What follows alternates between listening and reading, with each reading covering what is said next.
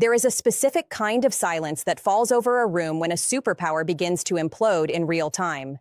It is not the silence of respect, and it is certainly not the silence of awe. It is the silence of horror. It is the collective breath-holding of the global elite, realizing that the man holding the nuclear codes can no longer distinguish between geography and fantasy, between history and hallucination. We witness that silence today in Davos, Switzerland. What happened on that stage was not politics. It was not diplomacy. It was a cognitive autopsy performed under the glare of stage lights, broadcast to a world that is rapidly recalculating the cost of American instability. We are not here to laugh. The late-night comedians will take the clips of Donald Trump slurring his words and confusing sovereign nations, and they will package them into punchlines. They will joke about his hair, his vanity, and his bizarre fixation on Scandinavian real estate. But to treat this as comedy is a dereliction of civic duty. It is a dangerous normalization of a national security emergency. When the President of the United States stands before the World Economic Forum, a gathering of the most powerful leaders and financiers on the planet, and delivers a performance indistinguishable from a nursing home resident disputing the cafeteria menu, we are past the point of satire. We are in the red zone of constitutional crisis. Let's strip away the noise and look at the forensics of this trip. This mission was billed as an economic dominance tour. The administration claimed the president was going to Switzerland to secure trade deals and reassert American sovereignty.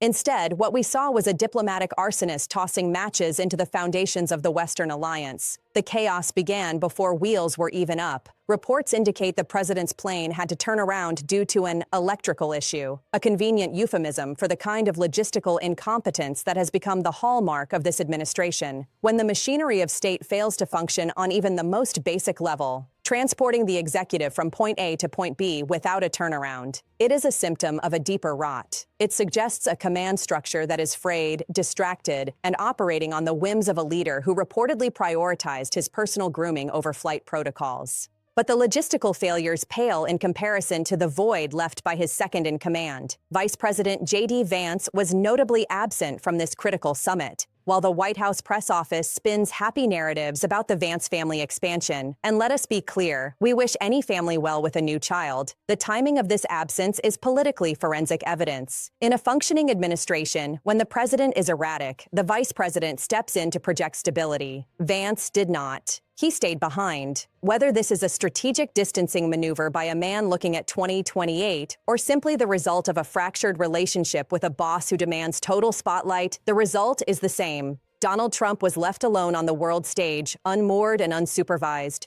And when he finally took that stage, the result was catastrophic. The room at Davos is accustomed to technocratic precision. They are used to leaders who speak in the language of basis points, geopolitical strategy, and carbon offsets. Instead, they were subjected to an hour and 10 minutes of stream of consciousness rambling that veered from grievances about cheese tariffs to incoherent rewrites of World War II history. Let's zoom in on the historical revisionism, because it is not just a quirk, it is a pathology. The president stood before European leaders, representatives of nations that were incinerated and rebuilt during the Second World War, and attempted to make the conflict about himself. He bragged about American contributions as if he personally stormed the beaches of Normandy. This is a man whose own family history is devoid of service. A man who famously utilized medical deferments to avoid Vietnam, now appropriating the valor of the greatest generation to soothe his own insecurity. He insulted our allies, telling them they should be thanking us, seemingly unaware that the NATO alliance is a mutual defense pact, not a protection racket. But the insults were lucid compared to the windmill fixations. We have seen this loop before, and it is tightening. The president spent valuable diplomatic bandwidth ranting about wind turbines killing birds and ruining views. This is not a policy disagreement on renewable energy. This is a cognitive glitch. It is a perseveration, a neurological term for the uncontrollable repetition of a particular response, such as a word, phrase, or gesture, despite the absence or cessation of a stimulus. He cannot stop talking about the windmills because his brain cannot shift gears. He is trapped in a grievance loop, and he dragged the entire World Economic Forum into it with him. The leaders of the free world sat there, stony-faced, listening to the American president describe complex energy infrastructure as losers. Then came the geographical dysmorphia. This is where the laughter stops and the terror begins. The President of the United States, the Commander-in-Chief of the most powerful military in human history, repeatedly confused Greenland with Iceland, not once, 4 times. He spoke of Greenland as a strategic acquisition, yet described it with the attributes of Iceland, and vice versa. He conflated the populations, the climates, and the strategic value. Forensically, we must ask, what happens in the Situation Room? If a crisis erupts in the North Atlantic, and the president orders a strike or a deployment, does he know where he is sending our sons and daughters? When he looks at a map, does he see sovereign nations, or does he see monopoly board properties to be traded and acquired? This is not a slip of the tongue. A slip of the tongue happens once. Repeating the error 4 times, despite likely attempts by aides to correct him, indicates a failure of executive function. It indicates an inability to update internal information based on external reality. In a geriatric patient, this is tragic. In a president, it is an existential threat to global stability. The linguistic degradation continued with his attempt to discuss the conflict between Armenia and Azerbaijan. We listened to the audio. It was painful. He could not pronounce Azerbaijan. He mangled the name of a nation that is a critical energy partner and a flashpoint in Eurasian geopolitics. He turned Azerbaijan into a word salad of nonsensical syllables. This is a man who claims to have stopped wars in regions he cannot even name. How do you negotiate a ceasefire between nations you cannot identify? How do you command respect from adversaries like Vladimir Putin, who knows the history of the Soviet bloc intimately, when you sound like you are reading phonetic cue cards for the first time? The brutal reality is that Donald Trump's cognitive decline is now a matter of public record, written in the transcripts of his own speeches. He invents wars he settled. He confuses current leaders with dead ones. He mixes up the names of countries. And yet, the machinery of his party and the ecosystem of right-wing media continue to prop him up, pretending that this is merely Trump being Trump. They are gaslighting the American public into accepting dementia as a leadership style. This brings us to the Greenland deal. This was the supposed victory of the trip. After threatening, bullying, and confusing the territory with Iceland, the president announced he had a concept of a deal. Let's parse that phrase. A concept of a deal is admission of failure wrapped in the language of a con man. It means there is no deal. It means he demanded the sale of a semi-autonomous territory, was laughed out of the room by the Danish government, and had to scramble for a face-saving exit. Our investigation into the details of this concept reveals the depth of the fraud. The agreement the administration is touting is, in all probability, a restatement of the 1951 Defense Treaty regarding Thule Air Base. He is selling you a car you already own. He created a diplomatic crisis by demanding to buy Greenland. A demand as absurd as Denmark asking to buy Florida, damaged our relationship with a key NATO ally, and then reverted to the status quo, claiming it as a victory of the art of the deal. It is a Ponzi scheme of foreign policy. He manufactures a problem, fails to solve it, and then demands applause for the wreckage he leaves behind. And while he was busy failing to buy Greenland, he was succeeding in alienating our closest neighbor. The rhetoric directed at Canada has shifted from friendly banter to hostile threat. We are seeing reports that the Canadian military is genuinely wargaming scenarios for American aggression. Let that sink in. The United States and Canada share the longest undefended border in the world. We are integrated economically, culturally, and militarily through NORAD. For the president to speak so recklessly that Ottawa feels the need to prepare for a southern invasion is a diplomatic catastrophe of the highest order. It destroys the trust that underpins the Western Hemisphere's security architecture. This is the pattern. It is undeniable. The president goes abroad, he humiliates the nation with incoherent ramblings, he threatens our friends, he emboldens our enemies by showing weakness and confusion, and then he returns home to claim he dominated the room. But the world is not watching Fox News. The world leaders at Davos saw the trembling hand, they saw the vacant stare, they heard the slur, they know the truth that half of America is trying desperately to ignore. The lights are flickering in the White House. We also need to address the physical evidence.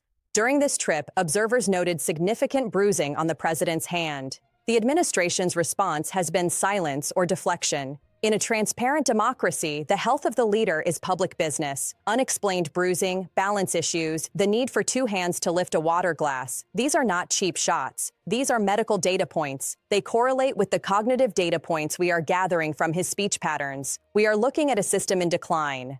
But instead of transparency, we get threats. From Switzerland, 6,000 miles away, the president took time to threaten the American media. He is once again weaponizing the FCC, suggesting that networks who air content he dislikes should lose their licenses. This is the authoritarian reflex. When you cannot win on the merits, you try to silence the witnesses. He knows his performance was a disaster. He knows the Greenland deal is a sham. He knows he sounded confused, so his instinct is to attack the messengers who will report it. He wants a media that functions like state television, clapping for the dear leader, even as he confuses Iceland for a continent of ice. This is not just about a bad speech. It is about the total collapse of the executive branch's ability to function in reality. We have a vice president who is absent, hiding from the blast radius of his boss's incompetence. We have a president who creates concepts of deals to mask diplomatic failures. We have allies terrified and adversaries emboldened. The Davos delusion is the belief that this can continue without consequence. It is the belief that we can have a part-time, confused, erratic president in a world on fire. The stock market may be reacting to short-term signals, but the geopolitical market is pricing in American collapse. When the president cannot pronounce the names of the countries he is supposed to be leading or negotiating with, he is signaling to China, to Russia, to Iran that the cockpit is empty. Every word he slurred in Switzerland was a gift to autocrats who want to see the American experiment fail. Every time he confused a fact, he chipped away at the credibility of the United States.